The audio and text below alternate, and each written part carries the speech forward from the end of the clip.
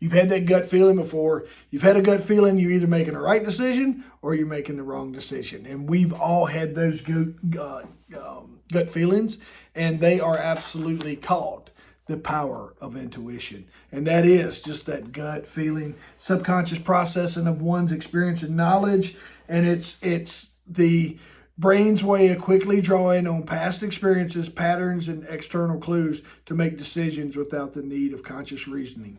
I've been there. I have sat back in my head and said, all right, this has happened to me before. I'm getting ready to tell y'all how this is getting ready to plan out or pan out, and this is what's getting ready to happen inside of this, just because of the situations I've been in before.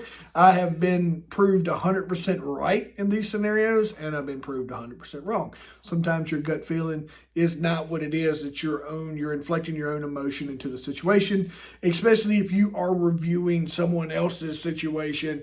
Your experiences may not hold as true as it does with them.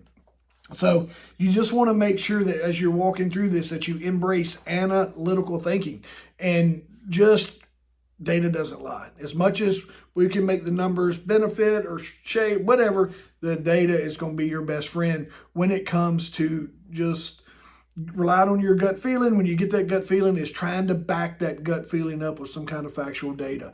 Is what am I seeing here? I've had situations before where I get just a super gut feeling and sometimes it's my own nervousness, or is certain things start becoming out of your control. So it makes your gut feeling is the uncertainty of the situation, not necessarily projecting the outcome of what's going to happen. So just make sure you take a look at if all the pieces of the puzzle are in place. And if they are, your gut feeling may be telling you what's right. But if some of the pieces of the puzzle are missing, your gut feeling sometimes is uncertainty that you're processing, because not everything is fell into place like you are looking for. So some things you can do to help you with this is just merging your intuition with your analysis. And it goes back to what I was saying. It's just backing everything up with data is acknowledge the value of both is data and your gut feeling, and try to mesh those together, and let's come up with a solution. Is recognizing that intuition and analysis have their place both in decision making. While intuition offers speed and innovation, analysis provides depth and validation. So the numbers are going to be there to help back up that gut feeling. The second thing is cultivate intuition, and that's just developing intuition skills by gaining that diverse experience and learning continuously, and talking to other business leaders, talking to other leaders, talking to whatever person that can help us really identify, like, hey, these are the way some of these situations plan out. Then this is the way, or pan out, this is the way some of those situations end up, just based on the data, what have you, right? So we just want to make sure that we're working on and helping our intuition grow, and it just comes with experience. Like I said, some of the things I've done is I've been in situations before to where I am planning everything in my head of how this thing, just like choreographing a movie, of this is how this situation's getting ready to play out.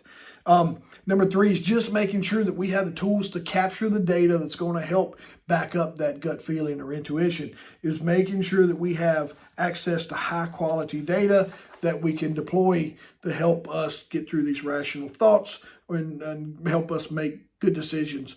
Ultimately, at the end of this, whatever we're dealing with, whatever the scenario is we got our gut feeling, and then we're going to have some data, and then we're going to seek outside input as well. We might lean on some other folks that's been in these situations before to let us know how it's going to plan out.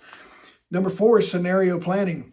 It's using intuition and analysis to explore various scenarios and their potential outcomes. I have done this. Back in my EMS days, we used to do mass casualty incidents, and we would try to push our system, our dispatch, our 911, our EMS resources. We would try to push them to their limits so that we could really identify deficiencies. It's just working on scenario planning.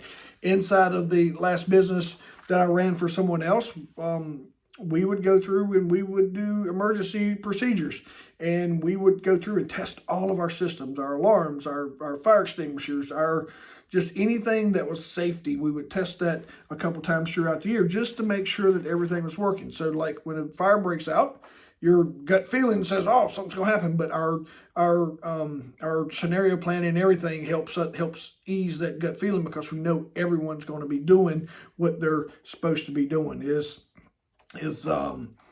just making sure that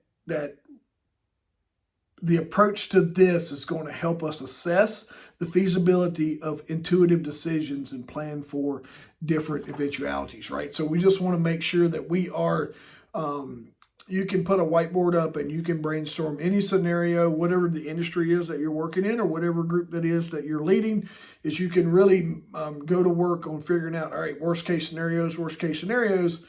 Just don't get stuck in the weeds because you can doom and gloom a lot of things to the point of doom and gloom. So with that is making sure you create feedback loops from your team. As a leader, it's your job to get as much feedback from your team to make sure that, why are you having this gut feeling? But also as you're doing this scenario planning and different things is getting feedback from what's working for the team, what's not working for the team, is just, especially if you made a decision, is that feedback loop is going to help you gather information on whether you made the right decision or the wrong decision. If you find yourself and you've made the wrong decision, make another one. It'll be fine. Just keep making decisions until we get it right. That practice helps us fine tune your instincts, because when you make a decision and the success follows behind your decision, and you're like, "Oh, I made the right decision," you, at that point, you're like, "Oh, I have a good feeling about this." And then it helps you really build on that. So the next time you face this, you're like, "Yeah, I've seen this before." Doesn't mean you're going to handle it exactly the same way or it's going to play out the same, but it could come very close, right? So you also want to balance risk with innovation, as intuition often leads to innovative ideas, while analysis highlights the risk. And balancing these aspects ensure that the strategic decisions are both creative and grounded. And then you just want to be adaptive, embracing adaptive leadership, being prepared to adjust, be very fluid, moving on the fly.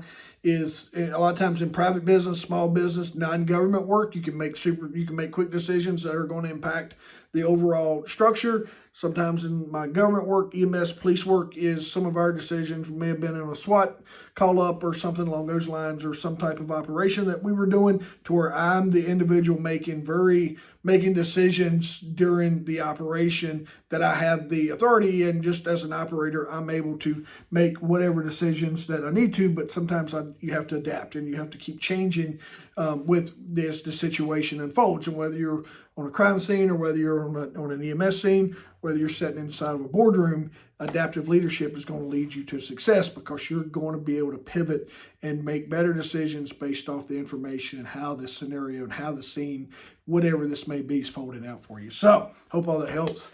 You definitely can become an intuitive and leader, and just embracing your powers of intuition. Hope it helps. Make sure that you like, share, comment. Can't wait to see everyone. Make sure you shoot me a direct message or comment, and let's keep this conversation going. Thank you all. Appreciate you tuning in. Can't wait to see everyone soon.